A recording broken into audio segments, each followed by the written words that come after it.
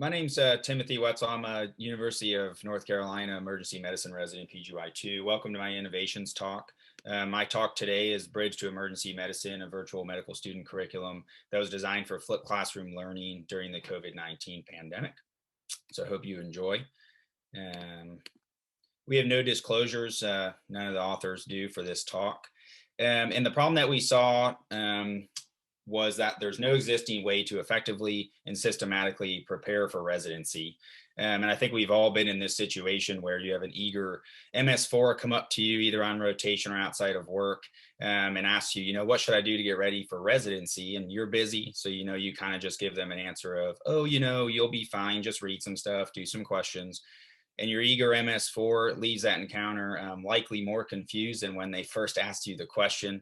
And they're a little discouraged that you don't have better recommendations for them. And that's not our fault. So I wanted to come up with a solution to that problem. And currently, there is a high variability in educational experiences of MS4s, which I think we all experienced ourselves. The emergency medicine medical student education varies between institutions, and that often depends on specific didactic sessions and patients seen on rotations, which are obviously both very important. And I think we can all agree that during the COVID-19 pandemic, those, particularly the patients seen, took a big hit because a lot of rotations were actually getting canceled completely, and a lot of the in-person learning was getting canceled. And what I found during that time was that there's no online curriculum geared specifically for MS4. So I felt like that this was a need and an educational gap that could be addressed. So a solution was born in my head with the goal of real life knowledge and skills and no longer designed for specific test taking. These were students who had passed step 2 and in their mind, at least I was eager for real world knowledge and to get ready to start taking care of patients. So what I did was I started looking for strong phone med resources, some case-based learning things, some ECGs, and I found that there was really a lot of resources out there. So the next step for me was to try and create this and actually form it into an easily accessible and open access curriculum, which was obviously a bit of a challenge. And in order to do that, I had to create a framework with these vetted and strong asynchronous resources, make sure that it was multimodality and engaging for the students. And then we wanted to incorporate educational principles, such as things like spaced repetition, making sure there was application-based things with cases or EKGs, discussions with students, flipped classroom, etc. And then the last step to that was, once the framework was in place, was to make it accessible for educators, which was obviously another challenge. So we had an idea to pitch it to Dr. Michelle Lin at ALIM, and they were excited about the idea. So we decided to move forward with like an 8-week model of this. So that's where the formal curriculum was finally born. So as I kind of touched on, we really leverage existing high quality resources. So as many of us know, especially in emergency medicine, they've always been on kind of the forefront of the phone med world. And there's so many blogs, podcasts, and things like that. And one of the things that I came across was WaveMaven ECGs, which is a Harvard-based website that has a bunch of EKG databases with great explanations based on difficulty and things that were perfect for students. There's the ALIM site that has the residency series, which was very valuable. And then as a medical student, most of my colleagues were members of the EMRA membership, which got you into an MRAP membership, which got you free access to MRAP and all the C3 content, which is the core curriculum and all of that stuff. And then obviously there's Foundations of Emergency Medicine, who's very strong with the case-based learning. So I wanted to try and incorporate all of these things for the multimodality approach. And obviously these were combined in an intentional manner. And here's just an example of a few days of the curriculum. And as you can see there, the top is the MRAP C3 episode, which I felt like was just way too valuable and way too good of a resource to leave out. So that's kind of one of the core components, where each day they listen to a podcast and read the notes. And then below that, you can see there's other blog posts or a podcast or something on another topic that I believed was core to starting residency in particular. And the cool thing is on the website, these are all hyperlinked directly to the resource, which makes it even easier for the students and whoever's facilitating to get these done. But we also felt like this could be a little better. So we decided that the final product needed some case-based learning. So that's where you see at the bottom there that we really incorporated the foundations to emergency medicine.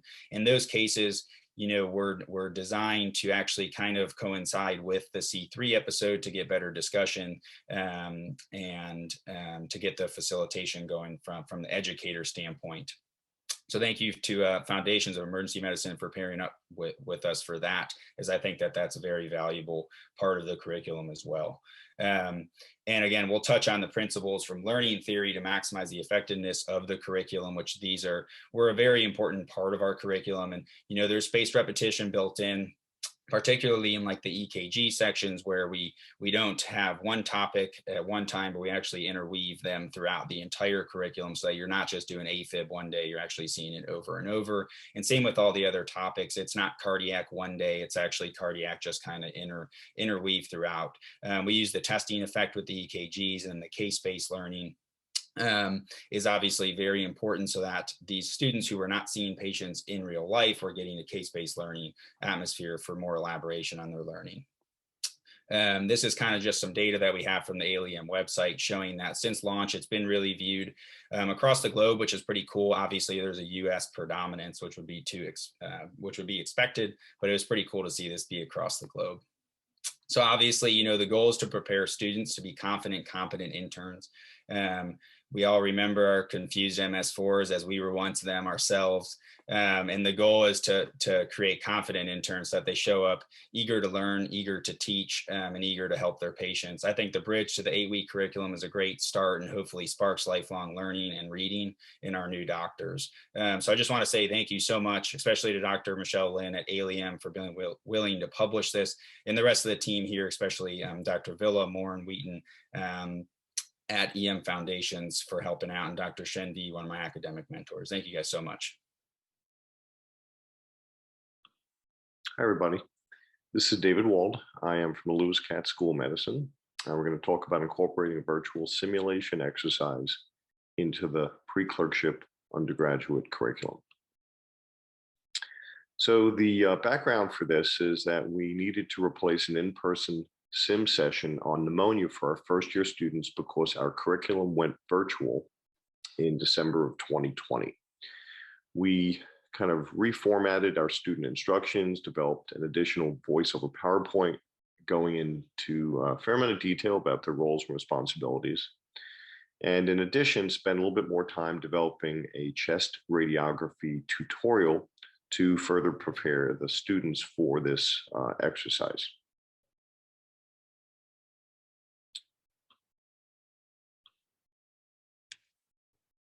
Sorry about that, little AV problems here.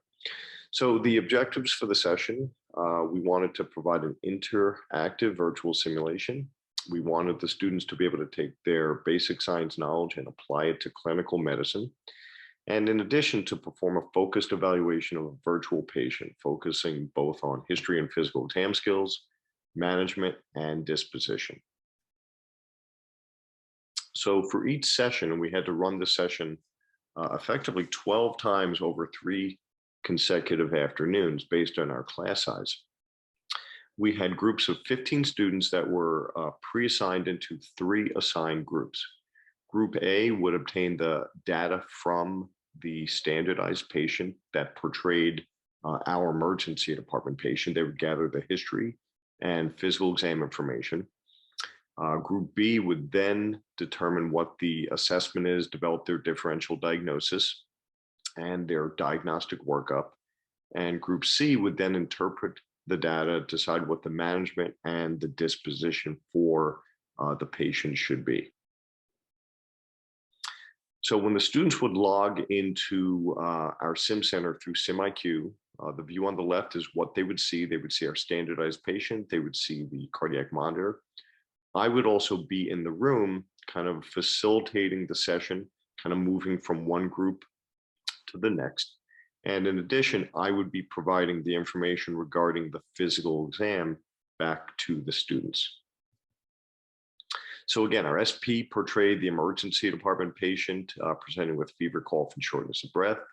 I was in the room providing the physical exam information, and we also developed and used a checklist that allowed us more objectively to provide some debriefing to the groups after the session was concluded.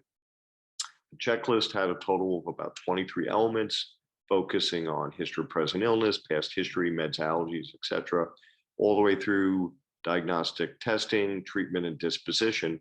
And we used this information, which was very group specific, to provide debriefing at the end of the session. Most students actually felt this exercise met the learning objectives, and it was a very valuable learning experience.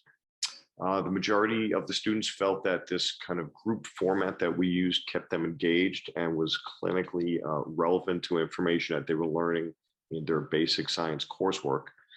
Most felt that the feedback they received on their performance was valuable, and the majority of students did not have any technical problems in logging into the system and participating from home.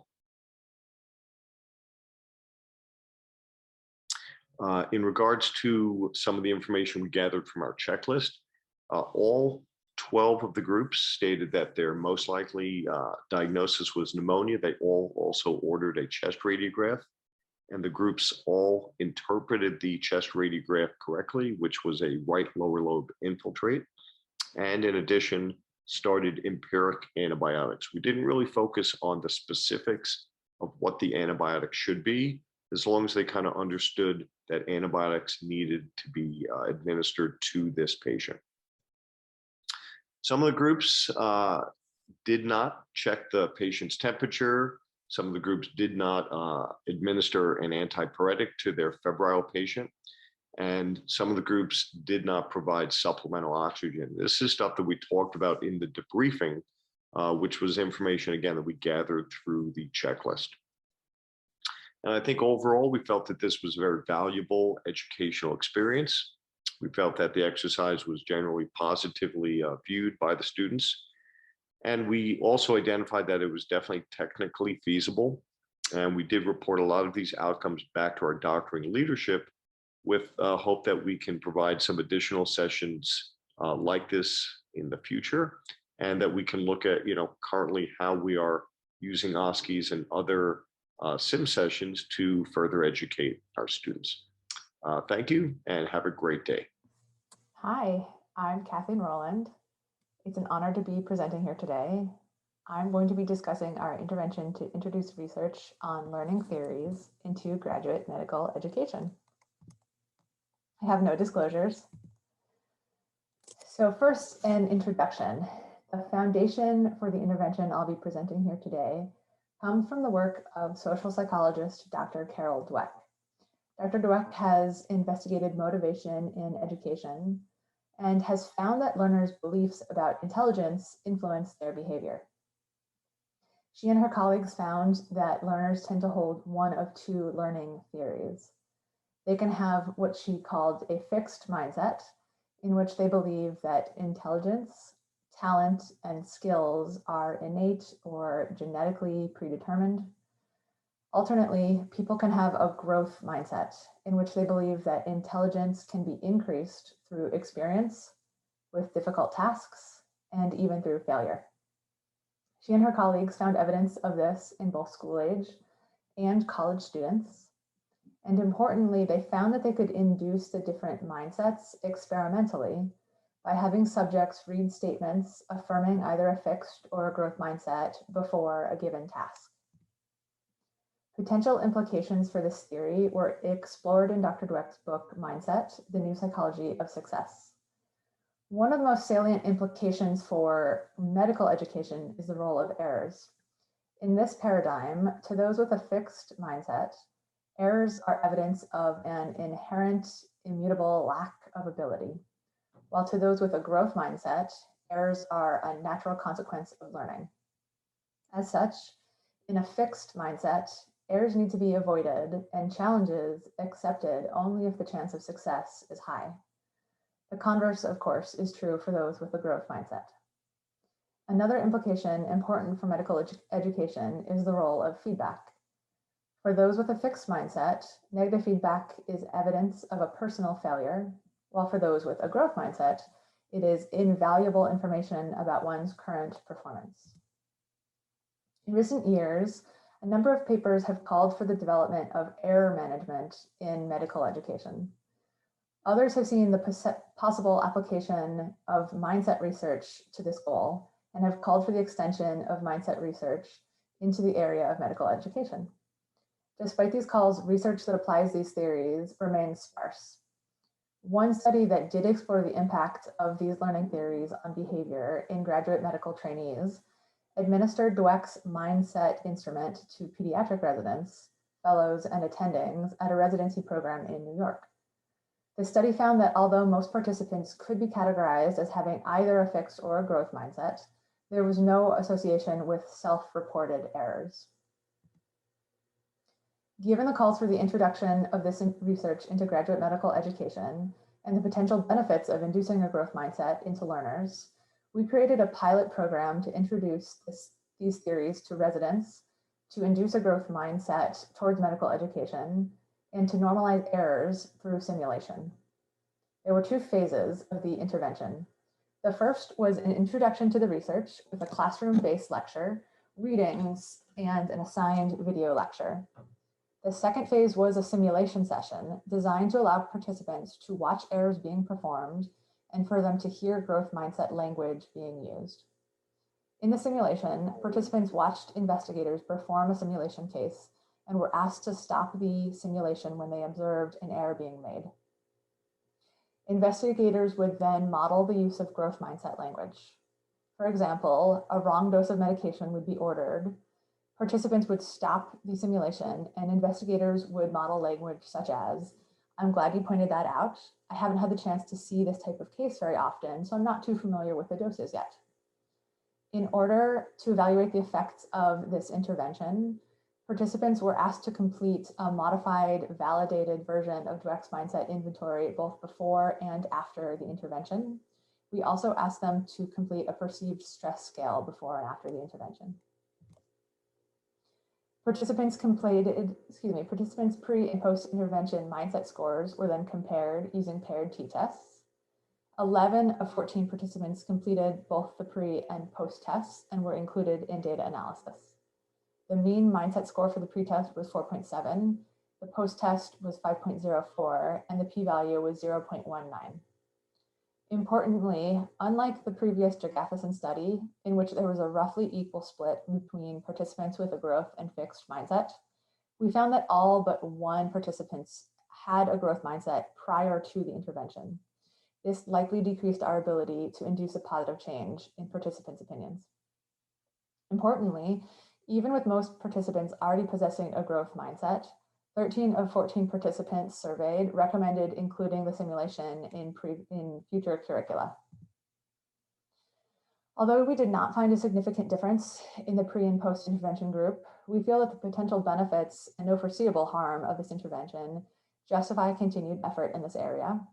We plan to continue the study with another cohort of residents this upcoming academic year. We also plan to continue to survey the previous intervention group at 6 and 1 year timeframes to see the effect of progressing seniority on mindset.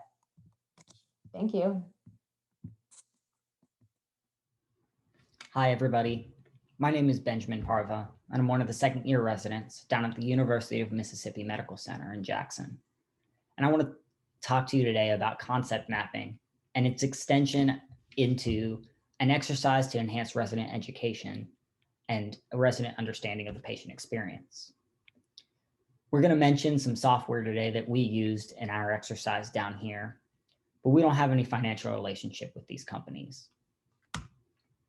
A special thanks to Dr. Joe Nuganalda, Dr. Aaron Dehan, and Dr. Mark Burrows for their assistance with the execution and of this exercise in this project. Today, we're going to talk about what concept mapping is and its use in the literature, how it can be applied to understanding the patient experience, and how we can apply this at our home institutions.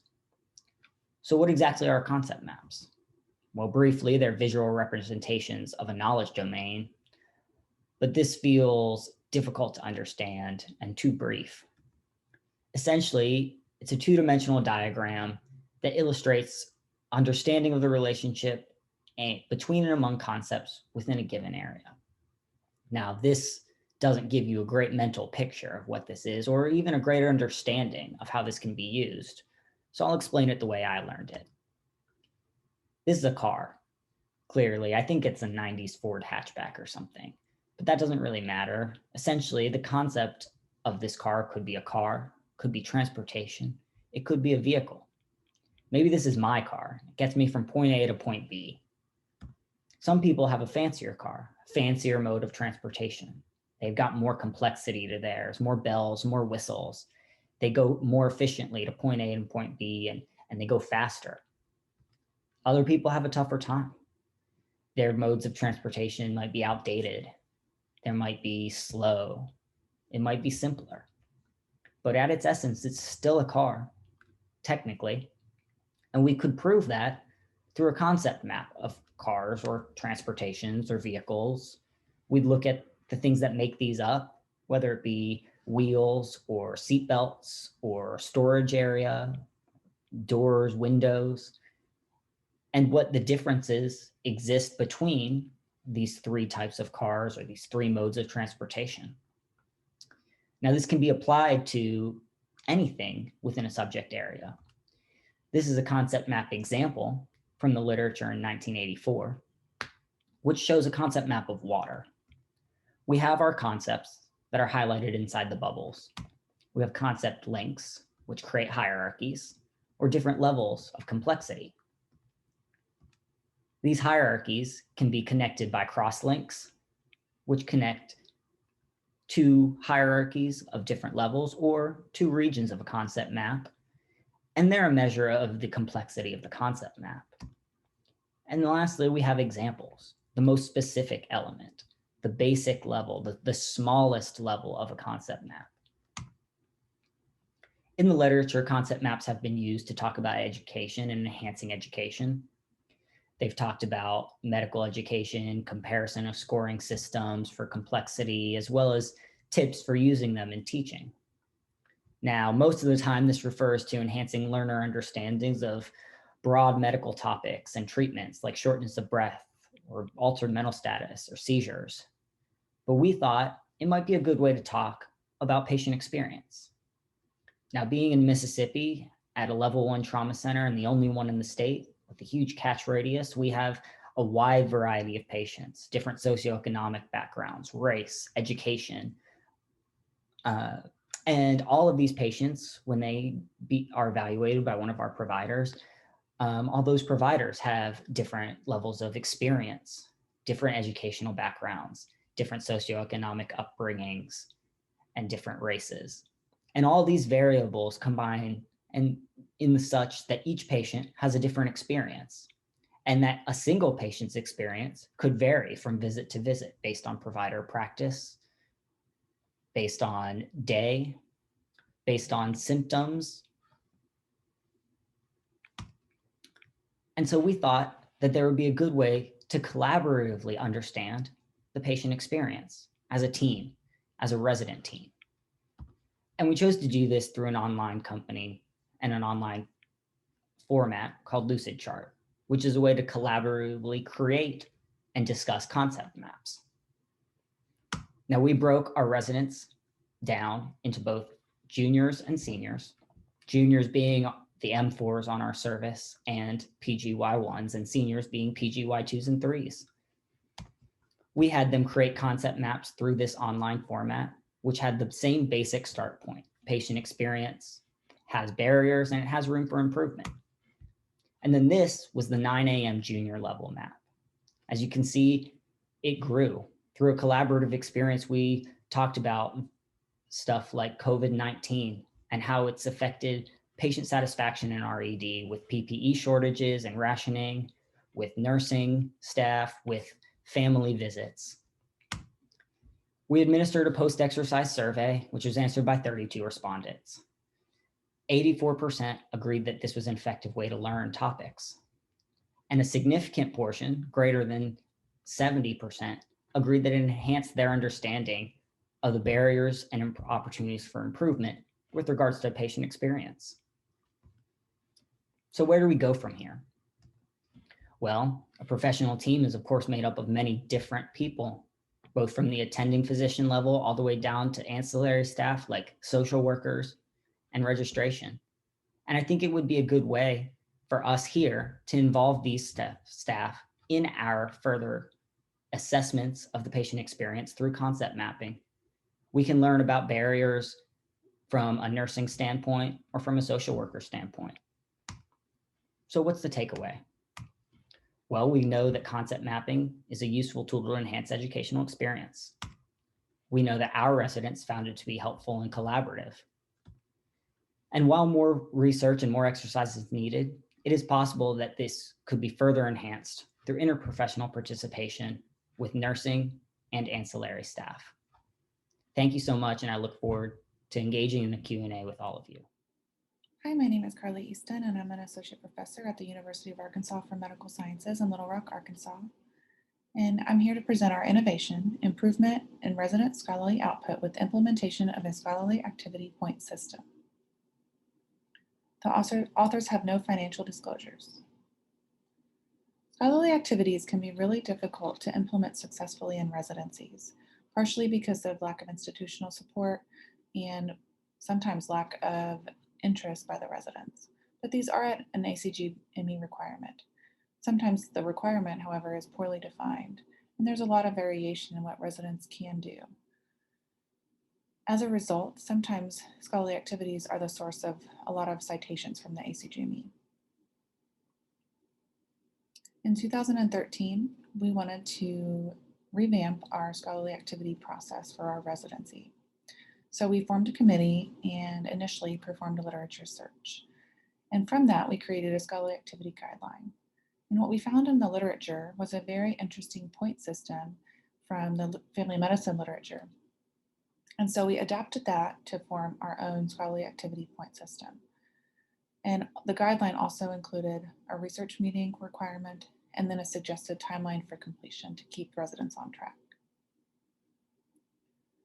The point system is essentially shown here. It's a list of potential scholarly activities and associated points that you can be awarded for completing that activity. And there's a lot of variation in the types of activities listed here, such as a traditional IRB approved project with a manuscript that's either in process or submitted, or a quality improvement initiative, perhaps a publication of a book chapter, participation in a national committee, an online teaching tool creation and maintenance.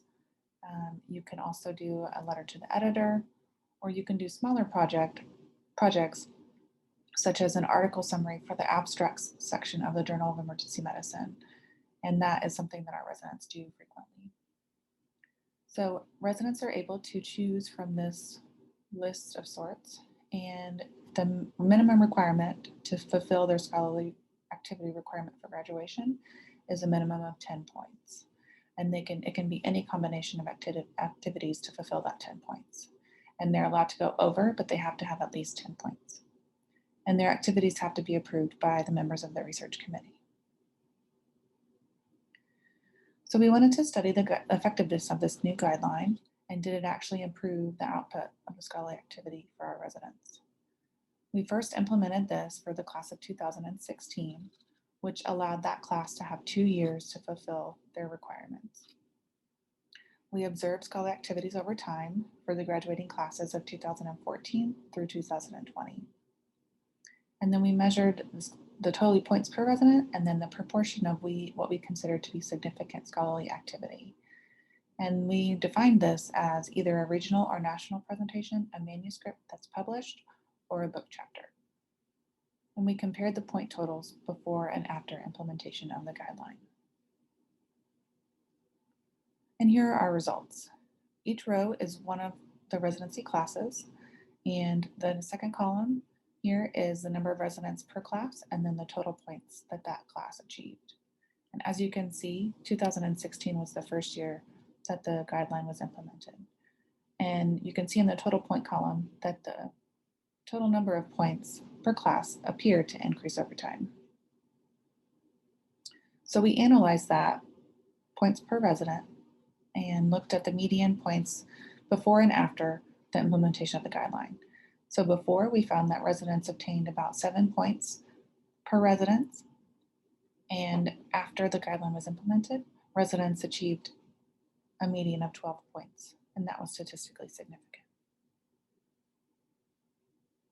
We also looked at significant scholarly activity, like I mentioned, and we found that before the guideline was implemented, 12.5% of the residents had significant scholarly activity, and that was essentially 2 out of the 16, and those were both national abstracts that were presented. After the guideline was implemented, over half of the residents had achieved significant scholarly activity, and that was considered statistically significant. And these activities were things like regional or national abstracts that were presented, a peer-reviewed manuscript, book chapters that were published, and national lectures. So we calculated the relative risk of significant scholarly activity and found that after the guideline, residents were 4 times as likely to have significant scholarly activity. So in conclusion, implementation of a novel scholarly activity guideline was successful at our residency program. It correlated with increased scholarship and increased significant output and quality of the scholarship. We feel this could be easily tailored to other programs or even other specialties.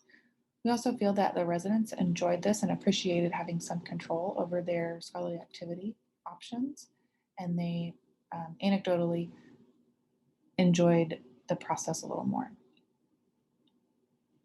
Thanks to our team of the program leadership, and I'd like to take any questions. Thank you so much. Hi, everyone. Thanks for joining this virtual presentation. My name is Joanne Moser, and I'm one of the second-year residents at the Mount Sinai Emergency Medicine Program. I've been working with one of my fellow second-year residents, Dr. Tim Friedman, and one of our awesome APDs, Dr. Angela Chen, on a longitudinal palliative care curriculum for emergency medicine residents.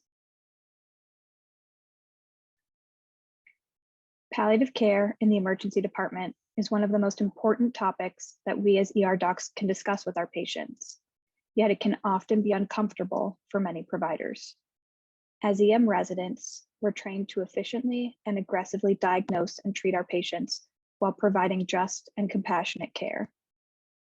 Although the literature has shown that EM physicians agree that palliative care skills are important, little has been published about EM-specific palliative care training. During our lit review, we found one study that surveyed EM program directors regarding the need for palliative care training. Residents and attendings in emergency medicine were not surveyed. Furthermore, we found only one interventional study that measured the impact of a single simulation on residents' comfort with palliative care. The importance of developing the skill set has been magnified even more over the last year, as the COVID-19 pandemic has shown us that we need to be equipped to engage with our patients and their loved ones in difficult conversations, even when patients were previously nowhere near the end of their lives. Our goal is to create a curriculum that increases EM resident comfort and proficiency in ED palliative care.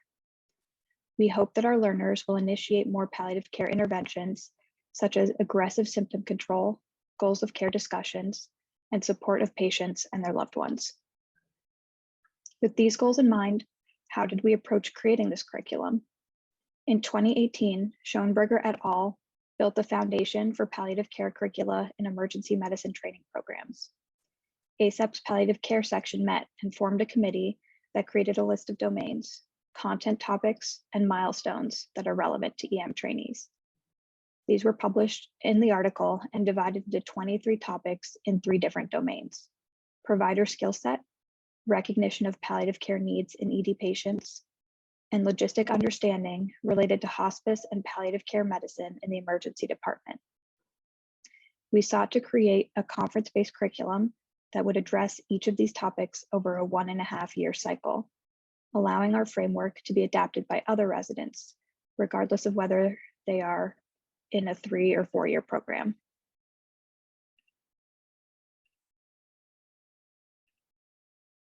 This table shows how we mapped our sessions to the hospice and palliative care medicine domains and topics. The leftmost column show the 3 domains that I mentioned before. The 23 topics are mapped to each of their respective domains and then are grouped together with each color representing an individual session in our curriculum. Note that one topic from the hospice and palliative medicine EM framework, caring for patients under hospice care, is not listed here, but will be split into sessions 1 and 8. I won't go through each of the different topics and lectures, but our goal was to have a set of sessions with multiple approaches to teaching our learners, which is why we've included different teaching modalities, such as lectures, panels, small group sessions, and case-based simulations. These sessions will be facilitated by EM faculty, palliative care faculty, and fellows, some of whom are EM trained, and experts from other disciplines such as social work and nursing. We'll use some previously published materials, such as standardized simulations in our difficult communication session.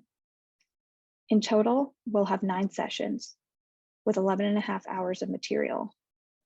Of course, to truly teach palliative care in the ED, many more hours are necessary, but we aim to create a curriculum that covers the basics without being overly burdensome and competing with other important education during conference time.